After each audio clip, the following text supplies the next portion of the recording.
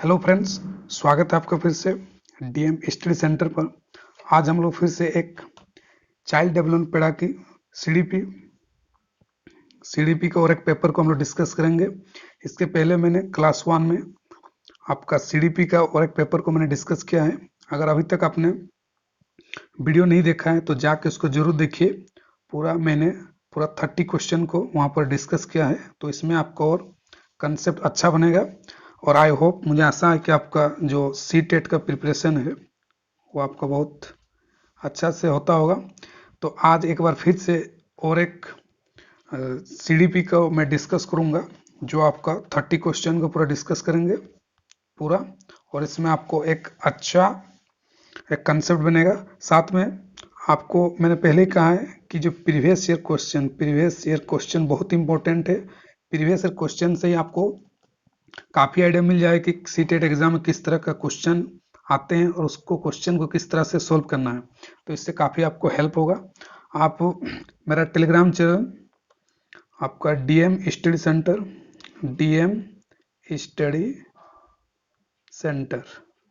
अगर आप टेलीग्राम पर सर्च करेंगे तो आपको वहाँ पर सी टेट के सारे नोट्स मिलेंगे। आपका सीडीपी का नोट हो, ईवीएस का नोट हो, चाहे आपका हिंदी पेडागोगी का नोट हो, सारा नोट आपको वहाँ मिलेगा। आप वहाँ पर टेलीग्राम पर आप जुड़ जाइए। तो बिना किसी देर के साथ क्लास को शुरू करते हैं। और मैंने हिंदी पेडागोगी, साथ में आपका इंग्लिश पेडागोगी, सारा आपको डीएम स्टडी सेंटर नोट्स तो वहाँ टेलीग्राम में मिलेगा ही। साथ में आपका मेरा यूट्यूब चैनल डीएम सेंटर पर, वहाँ पर मैं लगातार वीडियो अपलोड कर रहा हूँ। अब लगातार क्लासेस होंगे, तो आप आई होप आपको पसंद आएगा। तो चलते हैं, क्लास को शुरू करते हैं। सबसे पहले देखते हैं क्वेश्चन। ये सीडीपी का जो फर्स्ट क्वेश्चन है आपका, इस तरह का ही लेंदी क्वेश्चन सी टेट में पूछा जाता है। तो आपको एक पेशेंस रख के क्वेश्चन को पूरा पढ़ना है, समझना है। और अगर आपका कॉन्सेप्ट बना हुआ है, अगर आपका कॉन्सेप्ट क्लियर है, थ्योरी लेके जो भी आपने नोट्स में पढ़ा है, तो आपको ये सब क्वेश्चन का लेंदी देख के आपको डरना नहीं है। आपको ये सब क्वेश्चन बहुत ईजी से बन जाएंगे, बस आपको कॉन्सेप्ट समझ में आपका होना चाहिए। तो सबसे पहले देखते हैं आपका क्वेश्चन नंबर 1 को। तो देखिए, दो क्वेश्चन है आपका। यस, तो देखिए, आनुवांशिकता और पर्यावरण की भूमिका के बारे में निम्नलिखित में कौन सा कथन सत्य है। आपका इंग्लिश और हिंदी दोनों में दिया, which one of the following statements true about the role of heredity in environment. मतलब इन्वायरमेंट और आपका जो है हेरिडिटी किस तरह से आपका इफेक्ट करता है किसी के डेवलपमेंट पर। तो उसी पर ये 4 स्टेटमेंट दिया हुआ है। आप इसी 4 स्टेटमेंट से आपको कौन सा करेक्ट है, which of the following is true, उस पर आपको टिक करना है। तो सबसे पहले देखते हैं 1 बाई 1 ऑप्शन को हम लोग।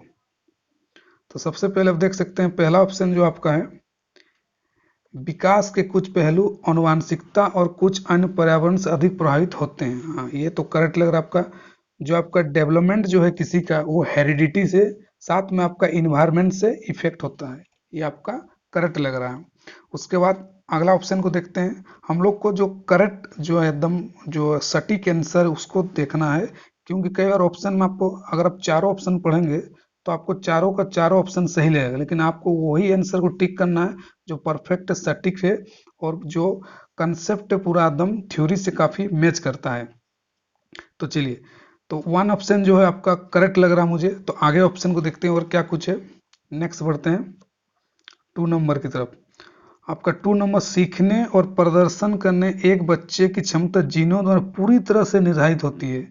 तो देखिए, बच्चे की क्षमता जो कैपेसिटी है, जीन द्वारा पूरी तरह से नहीं होती है। पूरा जीन से डिसाइड नहीं होता कि बच्चा कितना तेज होगा, कितना ये। जीन के साथ साथ आपका इन्वायरमेंट का भी काफ़ी रोल होता है किसी के डेवलपमेंट का। अगर कोई बच्चा दिमाग से ब्रिलियंट है, तेज है, लेकिन उसको कोई इन्वायरमेंट इससे नहीं मिला, तो इससे वो पिछड़ जाएगा और उस हिसाब से उसका डेवलपमेंट नहीं होगा। तो इस तरह से हम कह सकते हैं कि आपका क्वेश्चन जो ऑप्शन 2 है वो आपका गलत है। आगे बढ़ते हैं ऑप्शन नंबर 3 में आपका, अच्छी देखभाल और पौष्टिक आहार बच्चे के किसी भी जन्मजात जो है आपका विकार को दूर कर सकता है। तो ये आपका सही नहीं है, परफेक्ट नहीं है आपका आंसर, कि सिर्फ देखभाल और अगर कुछ अच्छा डाइट खाता है तो इससे कि आपका जो जन्मजात है आपका वो बॉर्न जो है वो विकार जो प्रॉब्लम हो ठीक हो जाए। ये भी आपका सही नहीं है, ये भी आपका इनकरेक्ट है। 4 नंबर ऑप्शन पढ़ते हैं। पर्यावरण केवल बच्चे के भाषा विकास में महत्वपूर्ण भूमिका निभाते हैं। ये भी आपका करेक्ट ऑप्शन नहीं है। किसी के बच्चे के लैंग्वेज डेवलपमेंट सिर्फ आपका इन्वायरमेंट इफेक्ट करता है ये नहीं है, और भी बहुत कुछ इसका इफेक्ट करता है। तो इस तरह से हम लोगों ने देखा कि आपको 4 नंबर आपका इनकरेक्ट हो गया, गलत हो गया। तो इसका मतलब आपका जो करेक्ट आंसर है वो है आपका 1 नंबर, कि सर्टेन एस्पेक्ट ऑफ डेवलपमेंट विकास जो है आपका हेरिडिटी और इन्वायरमेंट से आपका पूरी तरह से प्रभावित होता है। तो 1 number is the correct answer. तो इस तरह का आपको क्वेश्चन एग्जाम पूछा जाएगा। तो ऑप्शन को देखकर, लेंदी क्वेश्चन को देखकर डरना नहीं है। आपको क्वेश्चन को अगर पढ़ेंगे लाइन बाय लाइन तो आपको वहां से जरूर आपको टू द पॉइंट आंसर मिलेगा। तो बढ़ते हैं नेक्स्ट क्वेश्चन की तरफ। यस, नेक्स्ट क्वेश्चन आपकी स्क्रीन पर ये है, आप क्वेश्चन को ट्राई कर सकते हैं। आपका क्वेश्चन नंबर 2, निम्नलिखित में से कौन सा कथन पियाजे के सिद्धांत के अनुसार कहा नहीं जा सकता। मतलब जो जीन पियाजे ने जो अपना थ्योरी में कहा है, जो उन्होंने जो स्टेजेस दिए हैं उनके उनके हिसाब से क्या नहीं कहा जा सकता है। तो पढ़ते हैं इसको। तो इस ऑप्शन में देखिए कि यहाँ पर इन्होंने, ये ऑप्शन में आपको देखना है कि यहाँ पर इन्होंने नहीं कहा है, तो इसको आपको इस चीज को मार्क करना है कि इन्होंने नहीं कहा, नॉट कहा है, तो इसको देखना है। तो देखते हैं पहले विकास जो है आपका, ऑप्शन पढ़ते हैं, विकास गुणात्मक चरणों में होता है। ये भी थोड़ा सा देखते हैं, सही लग रहा है, लेकिन अभी आगे बढ़ते हैं। बच्चे अपने दुनिया के बारे में ज्ञान के निर्माण में उपयोग करते हैं, ये आपका सही है। आपका बच्चे जो है, उन्होंने जीन पियाजे अपने थ्योरी में कहा कि बच्चे अपने सीखते हैं, ये ठीक है। निरंतर अभ्यास से अधिगम होता है, ये आपका थोड़ा सा मुझे सही नहीं लग रहा है, ये आपका गलत है। नेक्स्ट है, ये थ्योरी में उन्होंने नहीं कहा है। बच्चे अपने पर्यावरण से क्रिया करते हैं, ये करेक्ट है आपका। तो इस तरह से विकास गुणात्मक चरणों में होता है, आपका ये भी आपका करेक्ट है आंसर। तो 2 का जो आपका है वो आपका 3 नंबर जो है, निरंतर अभ्यास से अधिगम होता है, ये उन्होंने जीन पियाजे के सिद्धांत के अनुसार नहीं कहा जा सकता। जबकि बाकी जो स्टेज आपका 1 नंबर विकास गुणात्मक चरण में होता है, ये इन्होंने अपने थ्योरी में कहा है। साथ में बच्चे अपनी दुनिया के बारे में ज्ञान का निर्माण उपयोग करते हैं, ये भी इन्होंने कहा है। बच्चे अपने पर्यावरण के लिए भी कहा है। तो इन्होंने जो नहीं कहा है, जो उनके थ्योरी के हिसाब से नहीं कहा जा सकता है, वो आपका निरंतर अभ्यास से अधिगम होता है, मतलब learning take place through constant practice, ये जीन पियाजे की थ्योरी में नहीं कहा जा सकता है। तो 3 इज द करेक्ट आंसर। आगे बढ़ते हैं नेक्स्ट क्वेश्चन की तरफ। यहाँ पर उसी तरह का क्वेश्चन जीन पियाजे से ही रिलेटेड आपका क्वेश्चन दिया हुआ है। यहाँ पर देख सकते हैं, क्वेश्चन है, निम्नलिखित में से कौन सी पूर्व संक्रियात्मक विचार की एक सीमा नहीं है। जो आपका जीन पियाजे का एक सेकेंड स्टेज में आता है, जो आपका प्री ऑपरेशनल, जो यहाँ पर limitation of pre operational thought जो नहीं आता है। तो जीन पियाजे का आपका जो 2 से 7 साल के जो ईयर्स होते हैं, 2 से 7 साल, जो ये सेकेंड स्टेज में आता है जीन पियाजे का, तो ये आपका जो नहीं क्या है, इसमें नहीं आता है, इनमें पूर्व संक्रय विचार का सीमा नहीं है। तो इसका 3 का जो आपका करेक्ट आंसर है वो आपका 2 नंबर, आपका 2 नंबर है, प्रतीकात्मक विचार का विकास, तो ये नहीं होता है। जबकि आपका बाकी जो ऑप्शन है, अगर जो है आपका वो ध्यान केंद्रित की प्रवृत्ति, ये आपका होता है। फिर इकोसेंट्रिज्म, जिसको अहम मान्यता कहते हैं, ये होता है आपका। फिर इरिवर्सिबिलिटी, ये भी होता है आपका।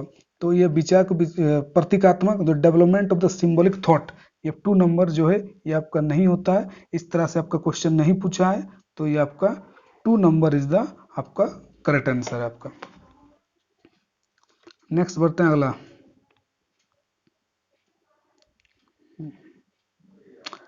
देखिए यहाँ पर एक तो फिल इन द ब्लैंक्स दिया हुआ है के अलावा निम्नलिखित कारणों से खेल युवा बच्चों के विकास में महत्वपूर्ण भूमिका निभाते हैं। मतलब डेस के अलावा, मतलब 4 ऑप्शन दिया हुआ है, उसके अलावा निम्नलिखित कारणों से खेल युवा बच्चों के विकास में महत्वपूर्ण भूमिका निभाता है। तो क्या क्या उनके बच्चों के डेवलपमेंट में महत्वपूर्ण भूमिका निभाता है। तो 4 नंबर जो है आपका 4 का जो है 3 नंबर आपका करेक्ट आंसर है। यह समय बिताने का एक सुखद तरीका है। तो ये अपने शरीर का देखिए, इसमें अगर हम पढ़ते हैं ऑप्शन को पढ़ें तो ये अपने शरीर का निपुणता प्राप्त करते हैं, ये आपका करेक्ट है। उसके बाद ये उनके इंद्रियों को उत्तेजित करता है, way to stimulate the sense, ये भी आपका 2 सही है। तो फिर आपको 3 तो फिर देखते हैं आगे, वे नए कौशल हासिल करने और आपका हासिल करते हैं और सीखते हैं कि उन्हें कब उपयोग किया जाए, ये भी आपका सही है। तो ये जो आपका है, जो इसके अलावा आपका 4 नंबर जो है ये समय बिताने का एक सुखद तरीका है।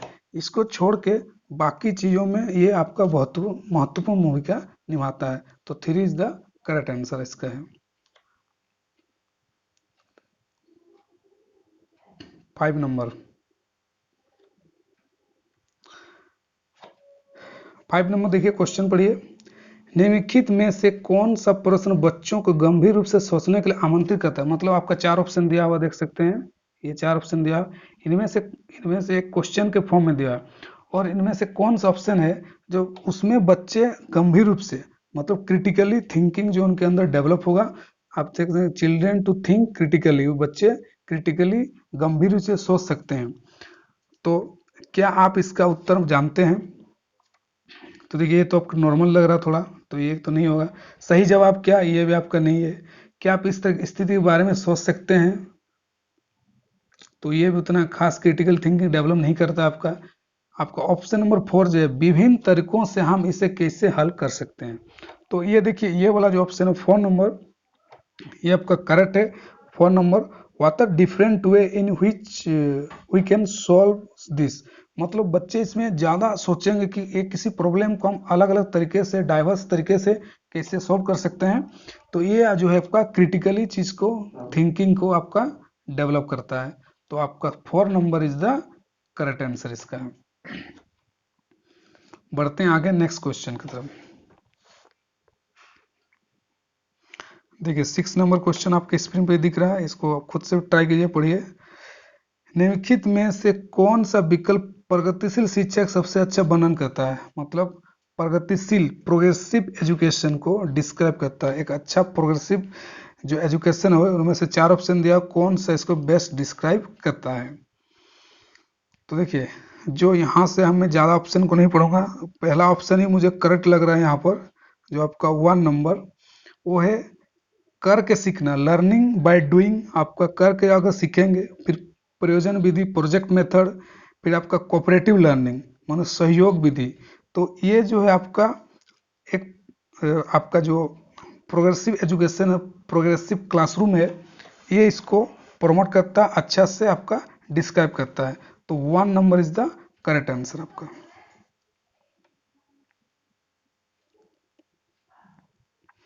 फिर से देखिए आपका क्वेश्चन नंबर 7, फिर से प्रगतिशील प्रोग्रेसिव एजुकेशन पर एक क्वेश्चन फिर से आया है आपका। क्वेश्चन नंबर 7, प्रगतिशील शिक्षा के बारे में निम्नलिखित में कौन सा कथन बताता है शिक्षा स्वयं ही जीवन है। मतलब शिक्षा स्वयं ही जीवन है, मतलब एजुकेशन इज लाइफ इटसेल्फ। ये जॉन डीवे ने भी कहा है, एजुकेशन लाइफ इटसेल्फ। तो इनमें से जो आपका 4 ऑप्शन दिया हुआ है, तो प्रगति कल्चर में निम्नलिखित में से कौन सा कथन बताता है कि शिक्षा स्वयं ही जीवन है। कौन सा कथन एक करेक्ट पूरा इसका डिफाइन कर रहा है शिक्षा स्वयं ही जीवन है। तो 7 नंबर देखते हैं हम लोग।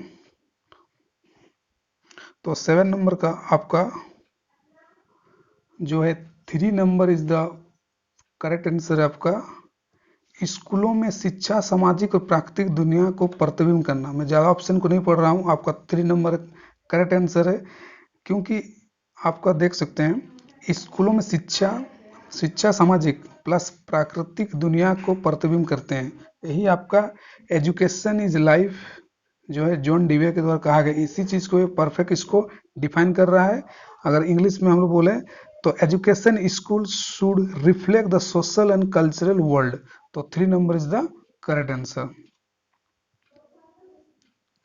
नेक्स्ट ऑप्शन की तरफ हम बढ़ते हैं। आपका कोहलबर्ग के सिद्धांत के योगदान के रूप में निम्नलिखित में किसे माना जाता है?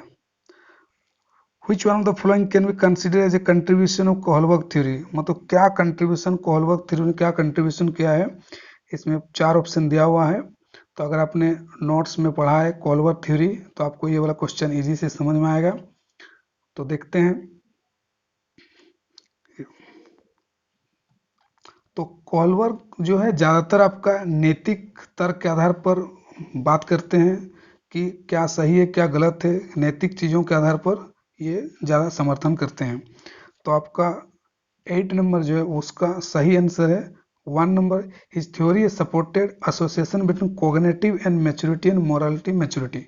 हिंदी में देखें तो उनके सिद्धांत से संज्ञानात्मक परिपक्वता और नैतिक परिपक्वता के बीच एक सहयोग का समर्थन किया है। मतलब संज्ञानात्मक कॉग्निटिव डेवलपमेंट, साथ में आपका जो है नैतिक मॉरल जो है परिपक्वता, ये दोनों को इन्होंने समर्थन किया है। तो 1 number is the correct answer, 8 का 1। देखिए सारा जो है मैं आपको जो एक एक क्वेश्चन डिस्कस किया हूँ, सारा ऑप्शन को मैंने आपका जो CBSE CTET का ऑफिशियल आंसर की है वहाँ से मैंने सारा चीज़ को सही करेक्ट करके मैं आपको एक एक क्वेश्चन डिस्कस कर रहा हूँ। तो इसलिए 100% सही है कि हर ऑप्शन आपका करेक्ट है। आगे बढ़ते हैं नेक्स्ट क्वेश्चन की तरफ। Yes, the zone of proxy development refers, मतलब निकटवर्ती विकास का क्षेत्र संदर्भित करता है। तो ये आपका क्या है?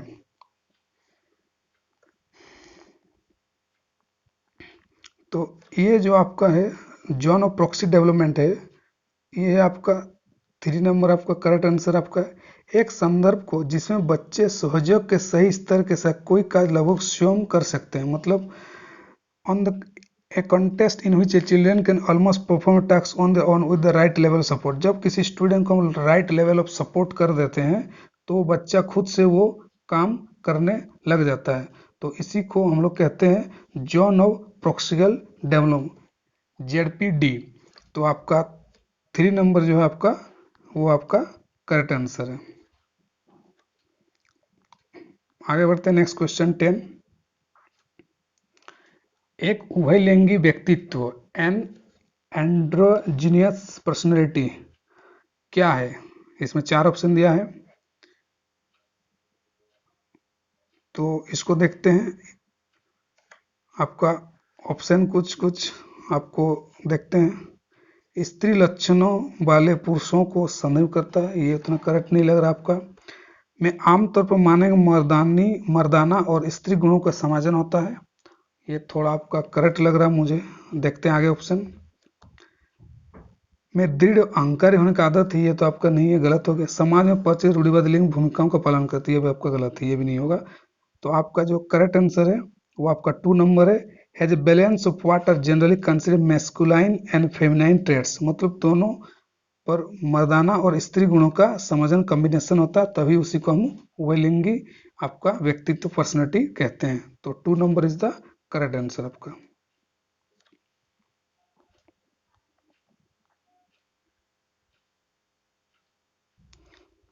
एक तो डायरेक्ट क्वेश्चन आप देख सकते हैं 11 नंबर। बच्चे डैश को छोड़कर अन्य सभी के द्वारा लिंग भूमिकाएं ग्रहण करते हैं। Children acquire gender roles through all the following except. इनमें से क्या जो जिसको छोड़कर बच्चे जो है लिंग भूमिकाएं ग्रहण करते हैं। तो ये जो आपका सही आंसर है आपका 11 का 4 नंबर है आपका ट्यूशन। आपका ट्यूशन छोड़ के जो आपका बाकी जो मीडिया हो गया, सामाजिकरण सोशलाइजेशन में बच्चे सीखते हैं, संस्कृति कल्चर से भी आपका सीखते हैं मीडिया से, लेकिन ट्यूशन से आपका ये जो है लिंग भूमिकाएं ग्रहण नहीं करते हैं। तो आपका ये 4 number is the correct answer.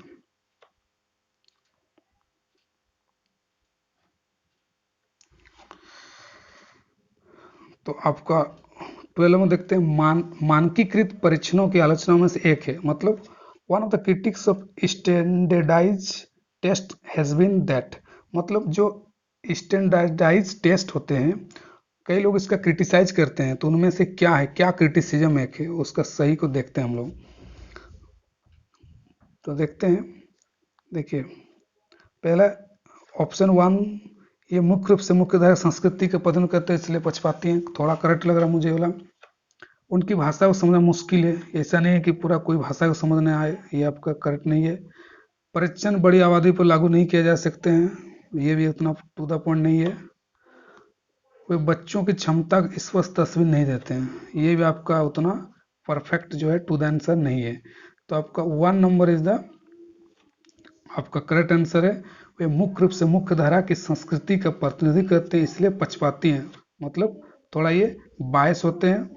जो आपका स्टैंडाइज टेस्ट जो होता है, जो आपका मुख्य रूप से मुख्य धारा की संस्कृति का प्रतिनिधित्व करते हैं और इसलिए थोड़ा पक्षपाती। तो 1 number is the correct answer.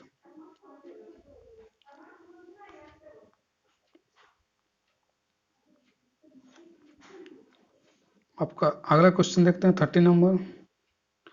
The theory of multiple intelligence says that, जो मल्टीपल इंटेलिजेंस है, एकाधिक, यहाँ लिखा हुआ एकाधिक बुद्धिमानी, इसको ऐसे बहुबुद्धिमान भी इसको कहा जा सकता है, बहुबुद्धि भी इसको कहा जा सकता है, क्वेश्चन ऑप्शन में से भी आ सकता है।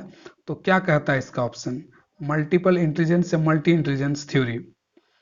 तो देखिए बुद्धि तेजी से बढ़ाई जा सकती है, ये उतना टू द पॉइंट नहीं है। फिर बुद्धि कई प्रकार हो सकते हैं, हाँ ये थोड़ा करेक्ट लग रहा है। पेपर पन से पढ़ने सहायक नहीं है, ये तो आपका ऑप्शन गलत हो गया। प्रभावी अध्ययन के द्वारा बुद्धि बढ़ाई जा सकती है, इंटेलिजेंस के मल्टीपल होता है, इफेक्टिव पेडागोजी, मतलब बुद्धि बढ़ते जाएगा, ये भी उतना परफेक्ट नहीं है। तो ये जो आपका इसका करेक्ट आंसर आपका वो है 2 नंबर। बुद्धि कई तरह की हो सकती है, इंटेलिजेंस जो कैन बी सेवरल काइंड्स, आपका 2 number is the correct answer. आपका 2 नंबर जो आपका करेक्ट आंसर है, इंटेलिजेंस जो कैन बी सेवरल काइंड्स, आपका 2 नंबर करेक्ट आंसर। और ये जो बहुबुद्धि का सिद्धांत जो गार्डनर ने आपका दिया है, तो इसको जरूर याद रखिए, एग्जाम हो सकता है पूछ देगा कि मल्टीपल इंटेलिजेंस से बहुबुद्धि का थ्योरी सिद्धांत किसने दिया है, तो आपका गार्डनर ने आपका दिया है। इस तरह का आपका गार्डनर ने दिया है। आगे बढ़ते हैं क्वेश्चन, स्क्रीन पर आपका क्वेश्चन देख सकते हैं, क्वेश्चन नंबर 40।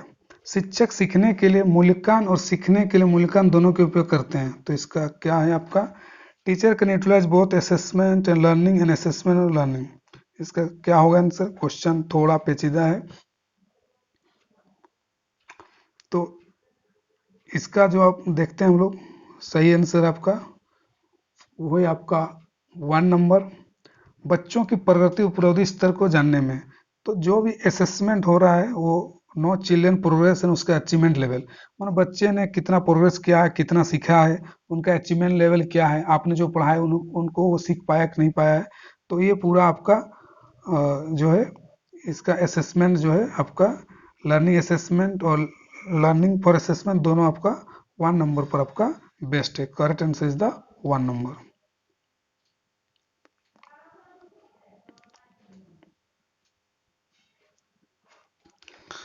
बढ़ते हैं आगे, क्वेश्चन नंबर 15। निम्नलिखित में कौन सा सतत और व्यापक मूल्यांकन संबंधित नहीं। सतत और व्यापक मतलब कंटिन्यूअस और कंप्रिहेंसिव इवोल्यूशन से आपका नहीं है, उन्होंने कहा है नहीं है। तो देखिए यहाँ पर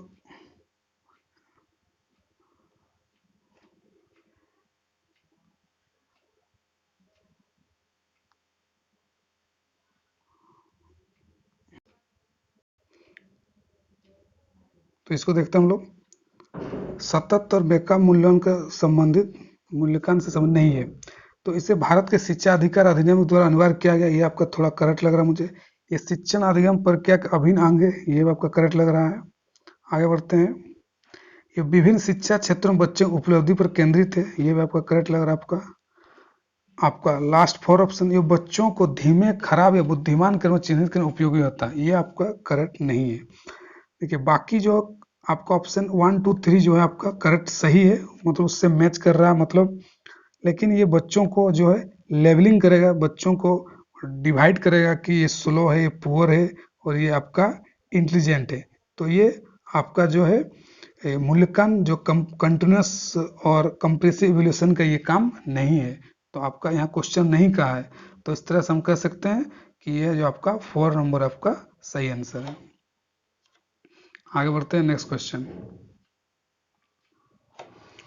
बच्चों में प्रतिभाशाली डैश के कारण हो सकती है। बच्चा में कोई अगर बच्चा कोई giftedness in children can be, प्रतिभाशाली है, कोई टैलेंटेड है, तो इसके क्या रीजन हो सकता है। आनुवांशिकता और वातावरण के बीच अंतःक्रिया, हाँ ये आपका करेक्ट लग रहा है। एक संसाधन समृद्ध वातावरण, ए रिसोर्स रिच इन्वायरमेंट, सिर्फ रिच इन्वायरमेंट है एक ही है, तो ये नहीं हो सकता है। सफल माता पिता, ये नहीं कि माता पिता सफल हैं तो बच्चे सफल हों, इसका कोई गारंटी नहीं है, तो ये भी नहीं है।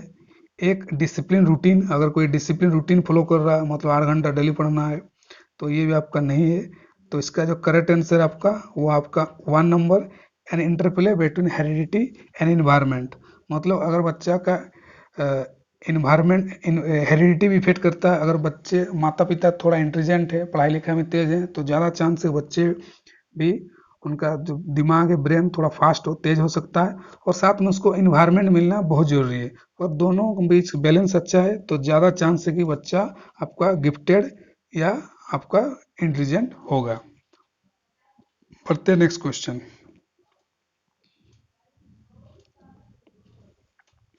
17 नंबर, सामाजिक आर्थिक से वंचित पृष्ठभूमि से आने वाले बच्चों को कक्षा के माहौल की आवश्यकता होती है। जो मतलब ऐसे बच्चे जो सोशियो इकोनॉमिकली डिसएडवांटेज बैकग्राउंड से आ रहे हैं, मतलब बहुत ही पुअर फैमिली से आ रहे हैं और उनका कोई बैकग्राउंड नहीं है, फैमिली को एजुकेटेड नहीं है, बहुत ही लोअर क्लास से आ रहे हैं जिनका एजुकेशन नहीं है, तो ऐसे बच्चों को जो कक्षा में माहौल की आवश्यकता होती है, तो इनमें से क्या है आपका करेक्ट ऑप्शन। तो उन्हें अच्छा व्यवहार सिखाता है, ये तो उतना करेक्ट नहीं है। उनके सांस्कृतिक भाषाई ज्ञान का महत्व देता है, उनका उपयोग करता है, आपका 2 थोड़ा करेक्ट लग रहा है।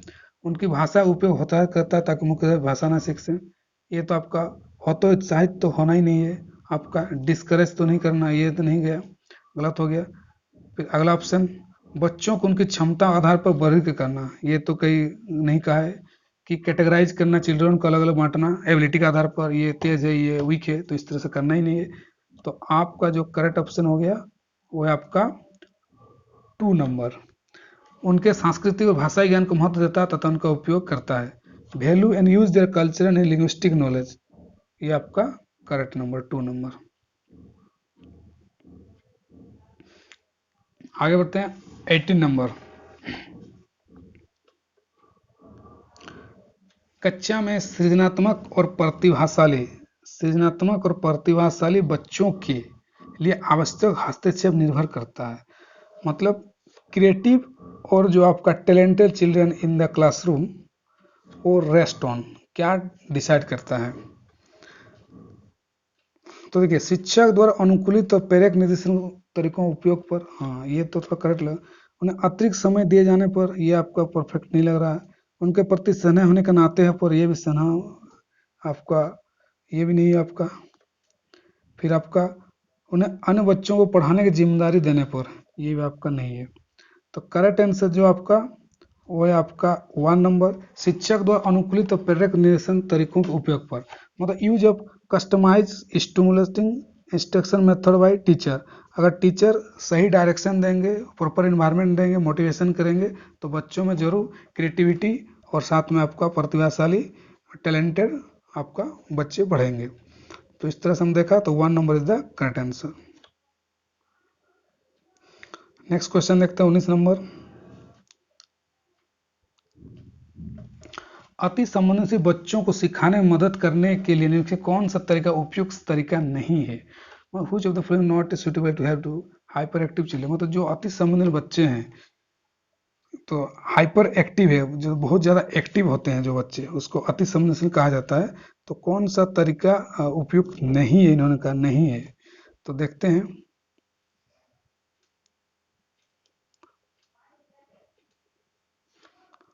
तो एक काज को छोटे प्रबंधन खंड में तो ना, हाँ ये तो आपका सही लग रहा कि जो बड़ा काम है उसको छोटा छोटा टुकड़ा में मैनेजमेंट करके उसको पढ़ाया जाए, ये करेक्ट लग रहा। अधिगम के विकल्प तरीकों को पेशकश करना, कि आपने कुछ अल्टरनेटिव वे से उनको सिखाया, ये भी आपका करेक्ट लग रहा। उनके दैनिक कार्यक्रम सारी गतिविधि समावेशन, आपने फिजिकल एक्टिविटी उनके पढ़ाने में के साथ साथ उन्हें फिजिकल एक्टिविटी कराना, ये तो आपका सही लग रहा 3 नंबर। 4 नंबर देखते हैं, बेचैन होने पर उनमें अक्सर फटका लगाना, तो ये आपका गलत हो गया, ये नहीं होना चाहिए कि आप फटका लगाएंगे डांटेंगे तो हाइपर एक्टिव जो बच्चे हैं तो और ज़्यादा गुस्सा हो जाएंगे, तो इसमें आपका उनको पढ़ाना भी मुश्किल हो जाएगा। तो आपका जो है 4 number is the correct answer. आगे देखते हैं 20 नंबर, अलग अलग सोच वाले पैटर्न बच्चों की पहचान करते हैं। पैटर्न्स ऑफ डाइवर्स थिंकिंग, जो अलग अलग सोच रखते हैं पहचान करते हैं, क्या है, क्या चीज़, मतलब जो डाइवर्स थिंकिंग सोचते हैं या करते हैं उनके पास जो डाइवर्स थिंकिंग होता है वो क्या पहचान, उनका पहचान क्या है। तो देखिए 20 नंबर जो है आपका, 3 नंबर इज करेक्ट, उनका सृजनात्मक जो है वो क्रिएटिविटी, जो अलग अलग थिंकिंग सोचते हैं वो क्रिएटिविटी को प्रमोट करता है, कि जो बच्चे क्रिएटिव होते हैं वे थोड़ा डाइवर्जिंग डाइवर्जेंट डाइवर्जेंट थिंकिंग के होते हैं। तो इस तरह से आपका जो करेक्ट आंसर है वो आपका 3 नंबर है, क्रिएटिव होते हैं।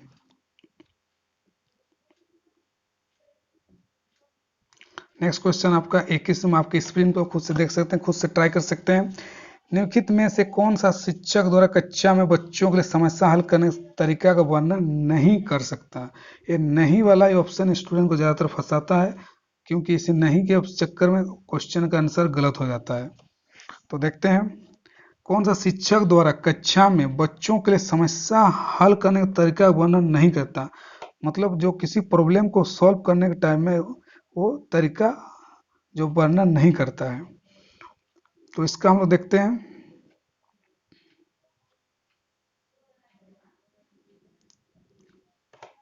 तो आपका 21, किसी विशेष समस्या हल करने के बारे में अपने विचार प्रक्रिया चर्चा करना, ये आपको सही लग रहा है, हमको डिस्कस करना चाहिए, बातचीत करना, प्रॉब्लम को कैसे सोल्व करना है। कुछ कुछ हल करते हुए गलतियों को करने के प्रति ईमानदार रहना, ये भी आपका सही है, आपका ईमानदार होना चाहिए अगर गलती हो रहा तो। फिर आपका सोच विचार परीक्षण विभिन्न स्तरों जैसे शब्दों में प्रयोग करना, ये भी आपका करेक्ट लग रहा है। लास्ट नंबर ऑप्शन नंबर 4, आपका अभिसारण उत्तरों वाले प्रश्न पूछना, मतलब आस्क क्वेश्चन कन्वर्जेंट आंसर, तो ये जो आपका 4 नंबर जो आपका नहीं होगा। 4 नंबर आपका यही आंसर इन्होंने नहीं कहा है, आपको ने 4 नंबर आपका सही आंसर है।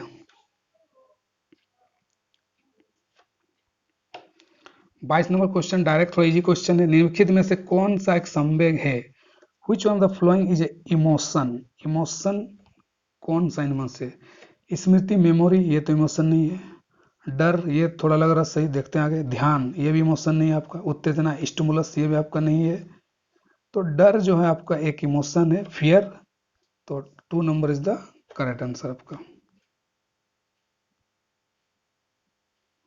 नेक्स्ट क्वेश्चन देखते हैं हम लोग।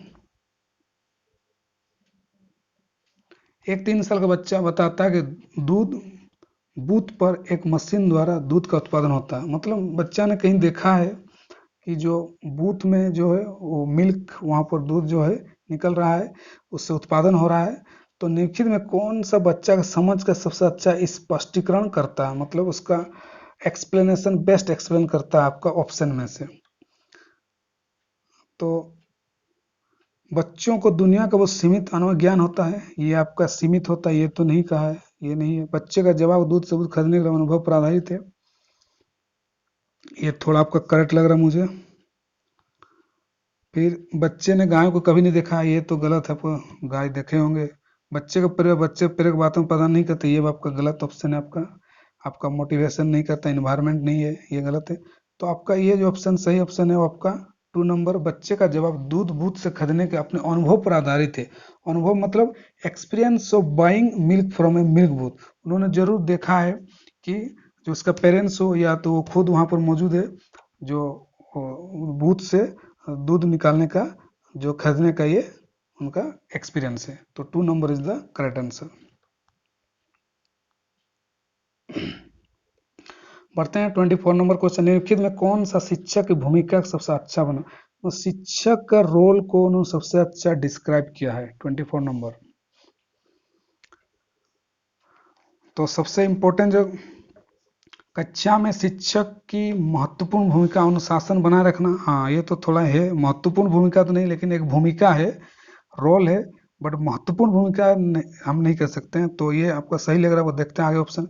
एक शिक्षक को निर्धारित पाठ्यक्रम का पालन करना चाहिए। हाँ, ये तो करना चाहिए, आपका प्रिस्क्राइब टेक्स्ट बुक। फिर आगे देखते हैं, लेकिन जो सबसे अच्छा महत्वपूर्ण भूमिका है, पाठ्यक्रम को समय पर पूरा करने के साथ साथ दोहराने के प्रयास समय देना महत्वपूर्ण है। ये भी थोड़ा सही है। अगला है आराम के लिए जगह बना जहां बच्चे समावाची माध्यम से सीखते हैं।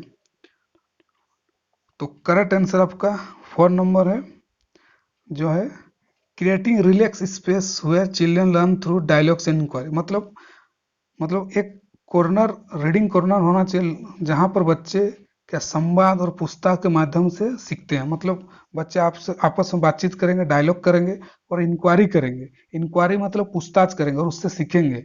तो ये एक आपका टीचर का एक इम्पोर्टेंट रोल है इसको प्रमोट करने का। तो 4 number is the correct answer.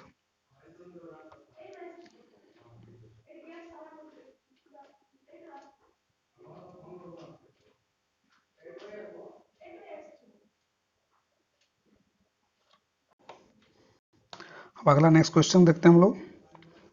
25 number, निम्नलिखित में से कौन सी कक्षा समृद्ध शिक्षा को प्रोत्साहित करती है? मतलब classes encourage to rich learning, rich learning को प्रमोट करता है। तो देखिए, इसको देखते हैं आपको ऑप्शन को। वो कक्षा जिसमें प्रदर्शित विभिन्न प्रकार की सामग्री बच्चों को पहुंच पर परे हो, ताकि लंबे समय तक सामग्री लंबे समय तक चलती रही। आपका करेक्ट उत्तर नहीं है। वो कक्षा जिसमें खुली गतिविधि कोना हो और विभिन्न प्रकार के बाल साहित्य खुली तरह सेल रखे, जो दिन के किसी समय प्राप्त किया जा सके। तो ये आपका थोड़ा 2 मुझे सही लग रहा है। अगला देखते हैं, अलमारी में अच्छी तरह से संगठित सामग्री वाली कक्षा जहां सामग्री को सप्ताह में एक बार मुक्त खोल बाहर लाया जा सकता है। ये भी आपका उतना परफेक्ट नहीं है। पाठ्य पुस्तक सामग्री और संचालित योजना अधिगम वाली कक्षा, मतलब वो देखते हैं इंग्लिश में classroom with structure and plan learning driven by text content. Text book content से ही आपको क्लास करना, ये उतना परफेक्ट नहीं है। तो आपका करेक्ट आंसर है वो है 2 नंबर। वो कहते हैं जिसमें खुली गतिविधियां कोने हो, मतलब क्लासरूम विथ ओपन एक्टिविटी हो, कॉर्नर एंड आपका variety of children's literature open self excessive any time of the time, मतलब बच्चे किसी भी टाइम उसको एक्सेस कर सकते हैं, वहां से सेल्फ से किताब ले सकते हैं, पढ़ सकते हैं। तो ये आपका 2 number is the correct answer. यही आपका एक जो है क्लासरूम इनकरेज रिच लर्निंग, इसको हम लोग कह सकते हैं, रिच लर्निंग। आगे बढ़ते हैं नेक्स्ट क्वेश्चन 26 नंबर, नेक्स्ट कौन सा कक्षा में पाठ्य पुस्तकों भूमिका सबसे अच्छा वर्णन करता है? मतलब describe the role of text book in the classroom. Text book का क्लासरूम में क्या रोल है? तो देखिए, वे कक्षा में उपलब्ध संदर्भ सामग्री में से एक है। हाँ, उनमें से एक है, ये तो हमको करेक्ट लग रहा है। अगला ऑप्शन, वे एक राज्य राष्ट्र में अधिगम एकरूपता को बनाए रखते हैं। ये भी थोड़ा सा सही रहे। आगे देखते हैं, वह अध्ययन के पाठ्यक्रम के बारे में शिक्षकों माता पिता मार्गदर्शन प्राप्त करते हैं, उतना परफेक्ट नहीं है इसका। फिर they form the most essential learning resource in the resource staff context, ये भी उतना परफेक्ट नहीं है। तो आपका 26 का जो 1 नंबर आपका करेक्ट आंसर है। They are one of the resource and reference material available in the class, मतलब जो पाठ्य पुस्तक है एक प्रकार रिसोर्स है, संसाधन थे, रेफरेंस मटेरियल है जो क्लासरूम में मौजूद होता है। तो ये आपका 1 नंबर, इसको हम बेस्ट आंसर कह सकते हैं।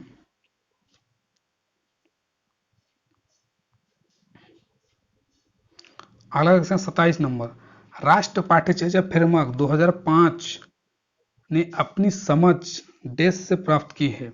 The national curriculum framework 2005 drive it's understanding from 27। तो ये जो इसका करेक्ट आंसर आपका 3 नंबर है, रचनावाद। आपका 3 नंबर कंस्ट्रक्टिज्म जो है आपका सही आंसर रचनावाद, ये 2005 से अपनी समझ प्राप्त की है। आगे बढ़ते हैं।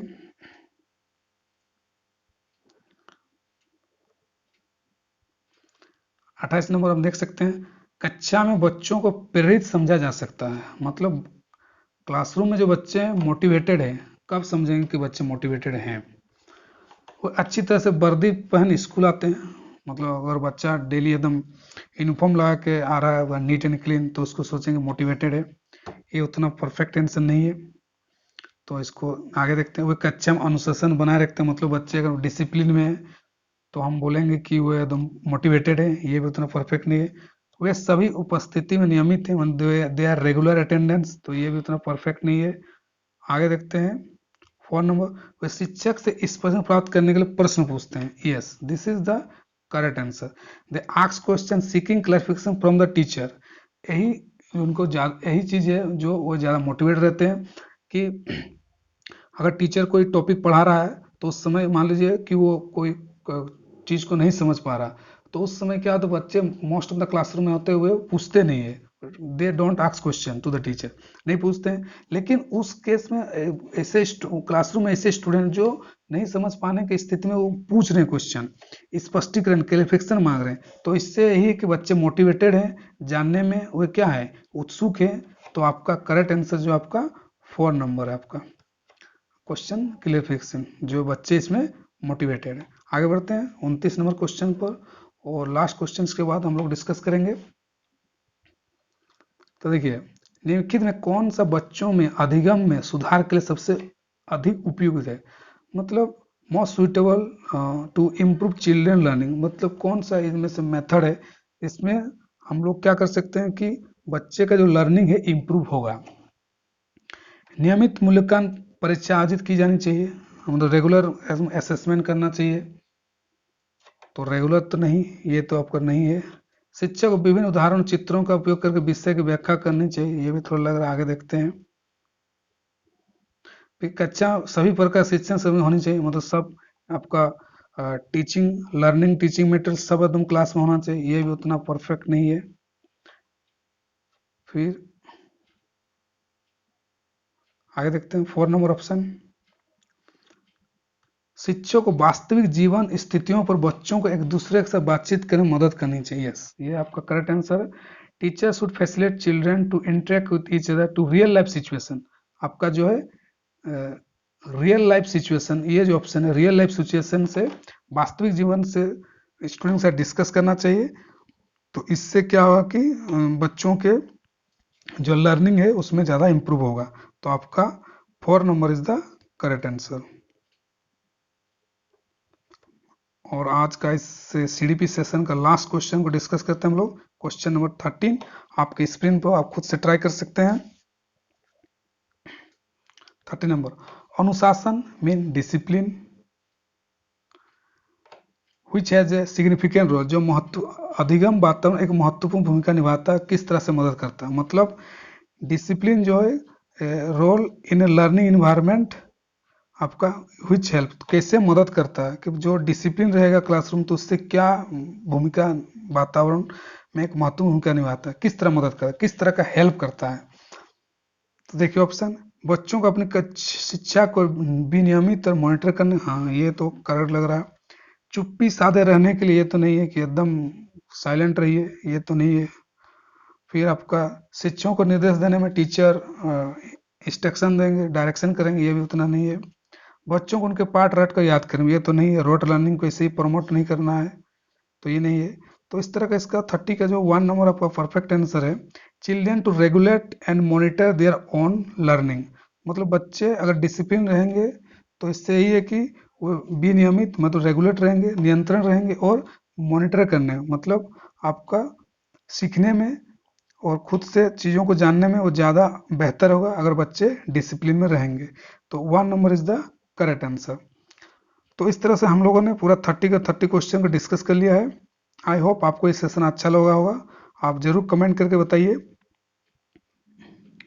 तो इस तरह से हम लोगों ने पूरा 30 क्वेश्चन को डिस्कस कर लिया। तो इसी तरह का आपको प्रीवियस ईयर पेपर को आपको डिस्कस करना है और आपको कंसेप्ट आपका क्लियर होना चाहिए, क्योंकि एग्जाम में आपका कंसेप्ट नहीं होगा, समझे नहीं रहेंगे तो आप क्वेश्चन को अटेंड नहीं कर पाएंगे।